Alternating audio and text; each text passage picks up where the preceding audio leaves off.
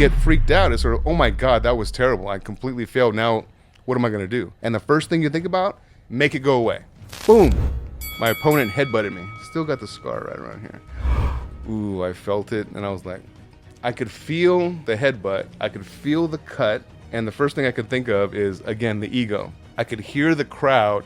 Oh, because the face was cut, right? And so the first thing you're thinking of is the crowd looking at you sort of bleeding. One of the number one things we're looking for is, what are the top failures? Where do you fail? By frequency, by severity? And one of the biggest challenges we have is convincing some of our clients, their team members and employees is, it's okay to fail. The word itself, there's been some clients that say, should we call it failure? Maybe it's more of a problem. Today we're going to talk about a really important topic, and that is failures. It's a topic that everybody can resonate with, because who hasn't been exposed to a failure or two? And I'm going to talk a little bit about how failures have impacted my life in particular. What is an early childhood or early 20 adulthood failure that you remember? And do you still see it as a failure, or do you now see it as a stepping stone to your success? It's a great question about how failures impacted me, especially from a younger age, if you will. I think before I even go into that, I think one of the things we should think about is, how do folks view failures from a philosophical perspective? So failures in general always have this sort of negative taboo, right? Everyone is wired not to fail. That's the mindset. It's all surrounded by ego. It's sort of, I have to walk on the face of the earth. Nothing ever goes wrong. I cannot fail. I don't know if it's a cultural thing or what have you, but if you think about failures, it's the one thing that all of us have in common. Everybody's failed at one point in their life, right? So the idea is, how do you receive failures?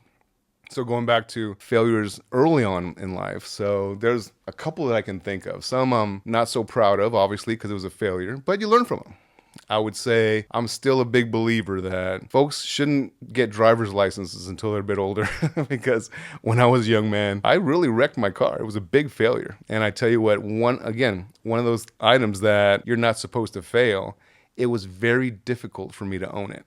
So having to come home and say, hey, you know what? I wrecked my car. Early on, 16 years old, I'm talking I had my license for maybe 2-3 weeks tops. What a lesson. And that was a big failure. And so what it taught me was, obviously I have to own it. And by owning it, I had to take the bus to work. So I just got my license, so excited about it. It was sort of, well, you're going to have to pay for the repair, the insurance, take the bus to work, and all the other details associated with wrecking a car. That burned deep. But again, I owned it. You have to own the failure. Again, psychologically, I think when folks fail, we hear it all the time, right? You learn from your mistakes. You learn from your failures. It's the best thing you can do. But I will tell you, that's easier said than done. And the reason why, because it's so psychological. Everyone says, oh, great, I'm going to fail. Fail fast, fail forward, learn from your mistakes, all the positive things that you hear. But then when the failure comes, you lose all that. You get freaked out. It's sort of, oh my God, that was terrible. I completely failed. Now, what am I going to do? And the first thing you think about, make it go away. The ego says, free yourself from that failure. It never happened. I don't want to talk about it.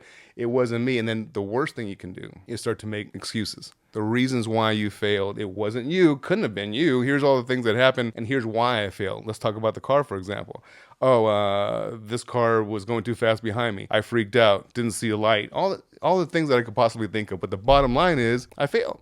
And so own it, because now you have to fix it. Did I learn from it? Absolutely I did. Are you kidding me? There's no other way, better way to learn than owning the mistake.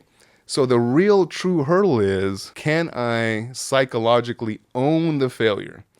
That takes years to really understand. So another failure I can think of is a little bit older, license is back, new car. Now these are the boxing days, when I used to box back in the day. So one failure I had was winning a fight. It was a 6-rounder, I believe. And boom, my opponent headbutted me. Still got the scar right around here. Ooh, I felt it. And I was like, I could feel the headbutt. I could feel the cut. And the first thing I could think of is, again, the ego. I could hear the crowd. Oh, because the face was cut, right? And so the first thing you're thinking of is the crowd looking at you sort of bleeding. So what did I do? In the very next round, I grew up kind of in a gym where they taught you how to retaliate. Not proud of that. In the very next round, I came at him with a couple of low blows and a little bit of an elbow type thing. And not a good thing, right? Obviously. Nothing too dangerous, but just sort of a receipt, if you will. And DQ'd. I got disqualified from the fight. How can that be? I was head-butted first. But again, what was the failure? First, I let ego take over. I thought right away, retaliation. And then I lost. And so that was a huge failure, especially for that particular tournament. I was so excited about that tournament. But I think about the failure there is I owned it, took the loss. I apologized to my opponent and their team. And I thought, that's not me. That's not how I operate. And that's not how I want to be perceived in the future. And so it sank with me pretty deep, the big mistake that I made. And I learned from it. I learned that poise and discipline is everything. That's what you got to have. Poise, discipline, and the willingness to own the failure. What age were you, or what was a moment in your life where you realized that your failure actually was shaping you?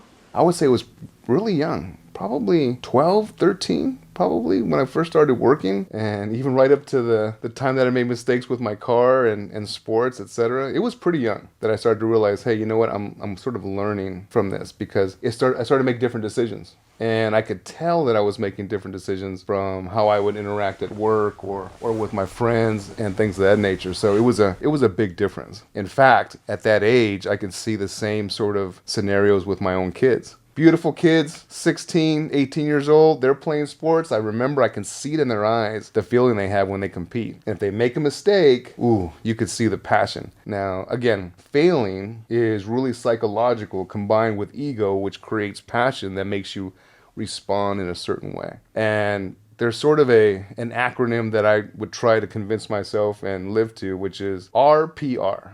And that is react, poise, then respond. So if failure happens, you're going to react. When you react, you have to calm down, you have to accept the failure, then you have to make certain I have poise. Okay, take a deep breath, the failure happened, move on. I mean, some of my greatest coaches would always say the same thing. Short memory, let's go.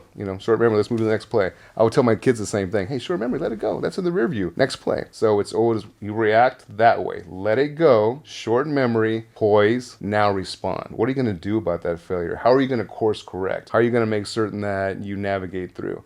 Now, those that don't embrace failures, first, they react negatively, throw fits, tantrums, and guess what happens?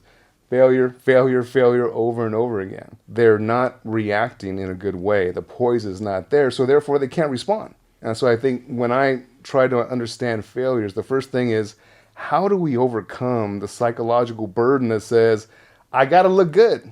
It's my ego. If I fail, it's completely embarrassing. You can hear the crowd even when there's not a crowd there. And you start to feel a little embarrassed. So the idea is, how do I react? How do I demonstrate poise? And how do I respond? Now, I've taken that all the way to my career today, because believe me, we're in the failure business. It's what we do. One of the number one things we're looking for is, what are the top failures? Where do you fail? By frequency, by severity? And one of the biggest challenges we have is convincing some of our clients, their team members and employees is, it's okay to fail. The word itself, there's been some clients that say, should we call it failure? Maybe it's more of a problem, and they kind of rename it to soften it a bit. And that's okay. You can do that, whatever makes you feel more comfortable. In the back of my mind, I'm thinking, just call it a failure. It's okay. And the number one rule of thumb for our clients is no 5, focus on 3, fix 1. The idea is any leader, any team member should walk into any part of their company and know, what are the top 5 failures in this area?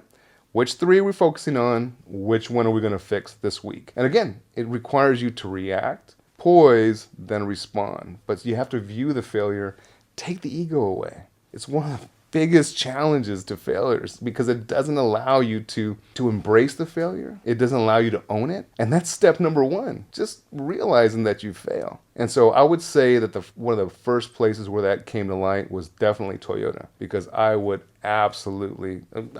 going against my own sort of grain here, because when something went wrong, I had so much respect for the teams there and the leadership and their focus on quality. I could not fail. I was really nervous about failing.